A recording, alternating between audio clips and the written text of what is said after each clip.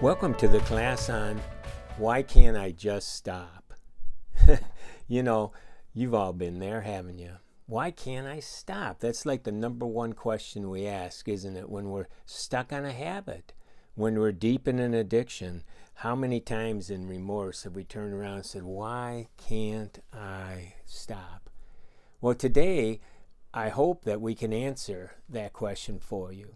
In this series of videos, in this class, I hope that we'll expose some of the lies, some of the rationalizations, some of the things that we tell ourselves that keep us in our habits and our addictions. So if we can expose those and show that they're not really true, and in fact show that most of what we're trying to solve with our habit and addiction is really caused by the habit and addiction, well then maybe, just maybe then, we'll get the unction to really stop. That we'll see that it makes more sense to stop, get through that detox or withdrawal or whatever it takes, and get on the other side of this and find that many of the reasons that we're doing this in the first place are just smoke screens. So let's get into this, okay?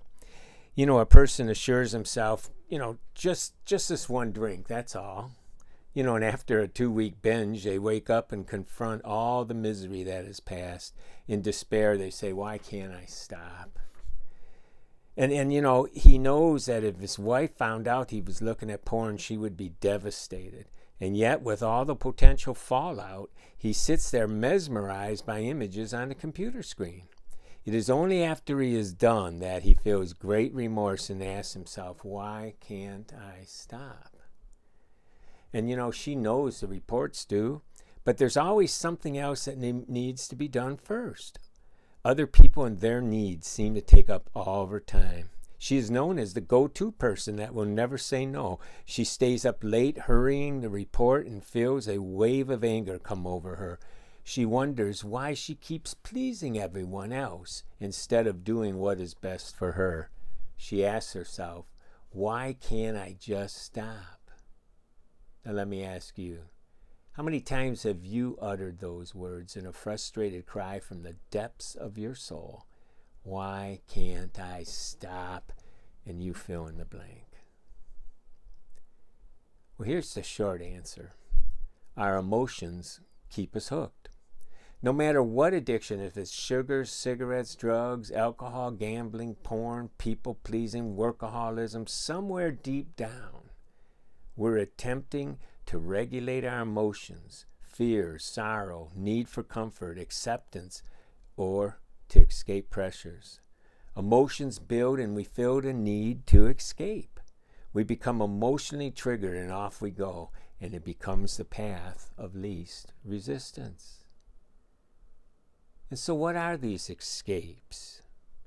Well, when we feel anxious, we long to be comforted. In other words, we do things to regulate our emotions. We medicate to regulate, right, our emotions. The trouble with comfort is that it can become an end to itself.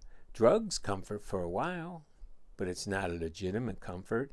Overeating, gambling, pornography, being emotionally enmeshed with someone, sexual acting out, there's all kinds of ways to get what we think is relief and maybe even comfort.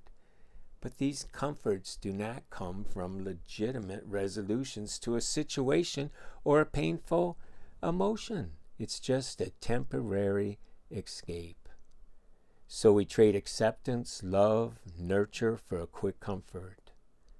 Escapes happen when painful emotions become too much that we escape through the overindulgence of, and I made an acronym out of it, of excitement, substance, comfort, avoidance, people, emotionalism, and sex. And I'm sure there's more, but that covers a wide range.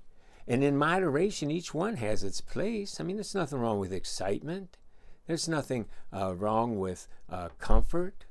And some things we need to avoid. We need to rest, right? And certainly having people and friends. But when it's overdone, when it's done to excess, when it's done for the wrong reasons, when we're addicted, that's when we run into problems. That's when it is an escape and not a legitimate comfort. What we need instead, is to be emotionally resilient, to bounce back from our painful emotions, not escape from them. Emotional resilience means that when painful emotions occur, we're able to return to joy and peace. And that's the goal. That's the goal. That's what God desires for us. We have a year-long class called Emotional Resilience, Living with the Fruit of the Spirit. And in there we teach how to be emotionally resilient. And that's what we need. That's what we need to trade for our addiction. But instead, many of us give in to fears. And fear is a predominant emotion that triggers us. It could be fear from the past or worries for tomorrow. Fear is the number one culprit that keeps us in a need for addiction. Fear alerts that amygdala part of our brain, which activates our dopamine system. Fear causes anxiety and cries out for comfort. Fear says, I must not stop or else I'll die. And that dopamine just keeps pumping, has a life of its own, and says, I have to have it, I have to have it, I have to have it. Do you think I'm too extreme? Then let me ask you a question that I've asked a lot of people in being a recovery coach. Here's the question. What would keep a person doing something that is bad for their health, gets in the way of relationships, ends up costing an inordinate amount of money, and does none of what it's promised? A deeply held fear. That's what would do it. Did you choose addiction? I don't know many people do. I don't think many people wake up and say, I think I'll go be addicted. I think I'll find a habit that I just can't break. No, what started out as a choice, maybe to seek some comfort, maybe to do something, pretty soon became an obsession. Ask yourself, when did you decide to keep your cigarettes or sugar, soda, coffee, drugs, alcohol, whatever it is, near you at all times? When did you decide not to skip a day without it? In fact, as you read this, just the thought of being without it can start your heart racing. As your body tightens, you know that it's true. You can feel the fear rise within your body if you even think about being without it. The number one reason that most people relapse is that they don't close every door. They're too afraid, and the fear is there. They're too afraid to board every window, lock every door, and plug every hole. They must leave a little secret way to get to that addiction. So what is the real way out? The real way out is to live for today, to be in the moment, not to fear the future or fears from the past. We're either fearing something from the past, abandonment, the punishment we used to get, being disliked and teased like we were as children. That stuff stays with us. And even though we're adults now, things trigger us and we go back to that childlike part of us that has all these fears and we want to escape. Or else we're worrying about the future with all the negative predictions, all the assumptions being made, and instead, we need to live for today. We need to have faith for today. We need to say, I don't need that because I'm going to trust in God today.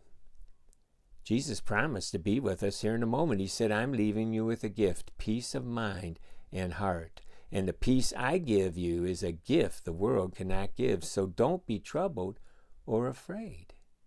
That's why the 12 steps starts off saying, I can't do it. And the second step is that, I need a power. A third step, I need a power higher than myself. The fact is, your future is made up of a bunch of todays. The best way to take care of your future is to live each day the best as you can. And that's without the addictions. And so as we end this first session here, ask yourself, why can't I stop? What fears are causing me to continue? What am I afraid of? Why won't I close every door? That's the question. And next time, we're going to look at the fact that addiction is a liar.